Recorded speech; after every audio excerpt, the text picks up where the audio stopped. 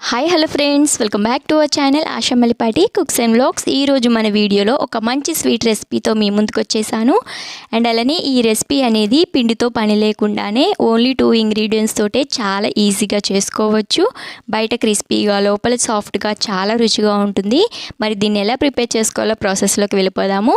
దీనికోసం 1 cup ration బియ్యాన్ని తీసుకోవాలి, లేదా నార్మల్ బియ్యం అయినా సరే తీసుకోవచ్చు. రేషన్ బియ్యం అయితే ఈ స్వీట్ అనేది బాగా వస్తుంది, జిగురు ఎక్కువగా ఉంటుంది కాబట్టి రేషన్ బియ్యంలో వాటిని ఓవర్ నైట్ కానీ లేదా 5 గంటల పాటు నానబెట్టుకోవాలి. మధ్య మధ్యలో వాష్ చేసుకుంటూ ఉండాలి, లేదంటే స్మెల్ వచ్చేస్తాయి కదా బియ్యం అనేవి. ఇలా వాష్ చేసుకున్న వాటిని ఇప్పుడు మనము మిక్సీ జార్లోకి వేసుకొని మెత్తగా పేస్ట్ చేసుకోవాలి. ముందుగా బియ్యాన్ని యాడ్ చేసుకొని ఇప్పుడు మనం ఇందులోకి రెండో ఇంగ్రీడియంట్ అయిన పచ్చి కొబ్బరి అండి. ఈ కొబ్బరిని ఇలా సన్నగా తురుముకొని ఏ కప్పుతో బియ్యం తీసుకుంటామో అదే కప్పుతో కొబ్బరిని కూడా వేసుకొని మెత్తటి పేస్ట్ లాగా గ్రైండ్ చేసుకోవాలి. ఎంత వీలైతే అంత మెత్తగా గ్రైండ్ చేసుకోవాలి.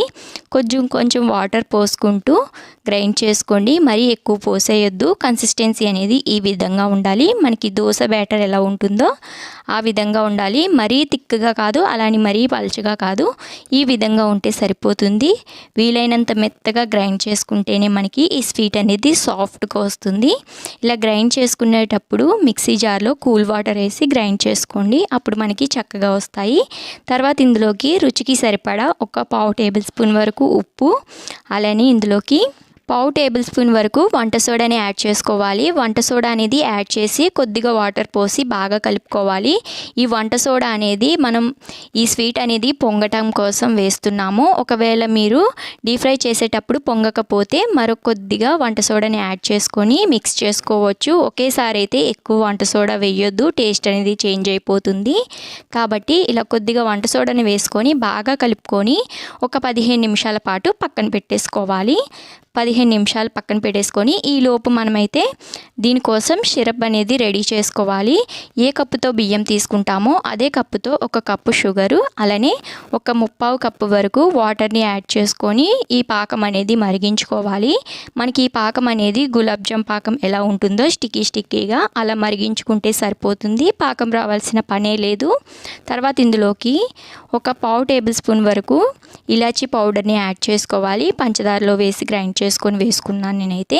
ఇలా వేసుకున్న తర్వాత మనకి చెప్పాను కదా, ఇక్కడ పాకం అనేది స్టిక్కీగా వస్తే సరిపోతుంది.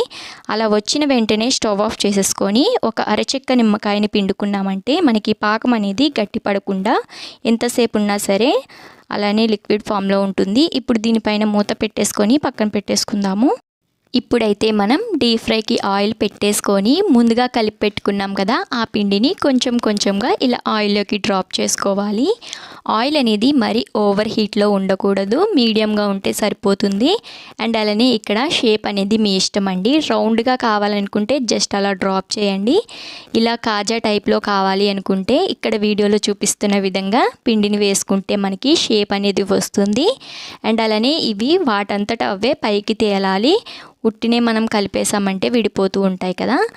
అండ్ అలానే ఇలా చక్కగా పొంగాలి. పొంగకపోతే చెప్పాను కదా, కొంచెం వంట సోడాని యాడ్ చేసుకొని మరొకసారి కలుపుకొని వేసుకుంటే మనకి ఇవి చక్కగా పొంగుతాయి. అండ్ అలానే మీడియం ఫ్లేమ్లోనే పెట్టుకొని వీటిని చక్కగా గోల్డ్ కలర్ వచ్చే వరకు కూడా ఫ్రై చేసుకోవాలి.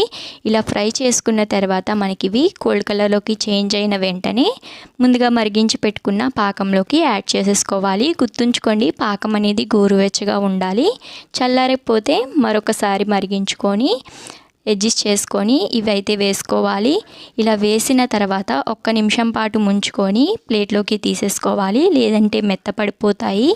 మనం జిలేబీలకి ఏ విధంగా అయితే పాకం పట్టిస్తామో అదే విధంగా వీటికి కూడా పాకం పట్టించామంటే బయట క్రిస్పీగా లోపల సాఫ్ట్గా చాలా రుచిగా వస్తాయి. అంతేనండి, చాలా ఈజీగా మనకి కొబ్బరి ముంజలు అయితే రెడీ అయిపోయాయి. నేను ఇక్కడ ఈ స్వీట్ని పంచదారతో చేశాను కదా, ఈ పంచదారకి బదులు మరింత హెల్తీగా బెల్లంతో కూడా స్వీట్ అనేది ప్రిపేర్ చేసుకోవచ్చు. అదైతే మరింత హెల్తీ కూడా. కొబ్బరి వాడాం కాబట్టి కొబ్బరి అనేది మనకి చాలా మంచిది.